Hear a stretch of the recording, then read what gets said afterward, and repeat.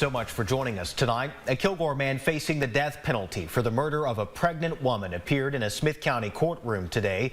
36-year-old Lamont Sutton is charged with capital murder for the death of Sheryia Grant. In a pretrial hearing today, both the state and defense focused on the admissibility of evidence through motions presented by Judge Debbie Gunter.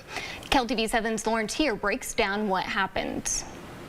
With trial approaching in March of next year, the defense for Lamont Sutton is filing motions challenging whether evidence should be admissible to Judge Debbie Gunter rather than showing it to the jury. Defense attorney Gary Smart says the motions today were procedural. If we do this pretrial in front of the jury doesn't have any knowledge of what the potential evidence could possibly be based on the question that the state's attorney has asked. It basically just keeps the slate clean. Of the request to exclude certain pieces of evidence from the trial, the defense argued the prosecution should not bring up any of Sutton's previous offenses they argue are not related to this capital murder charge. The state responded.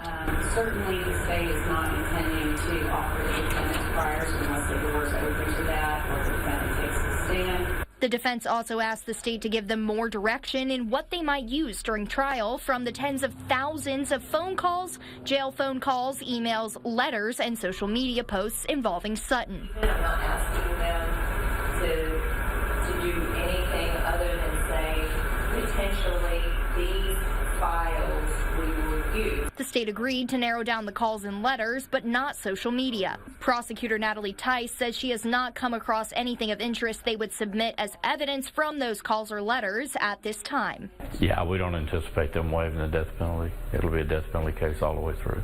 Lauren Tier, KLTV 7 News. The next pretrial hearing is January 17th, followed by one more hearing before jury selection.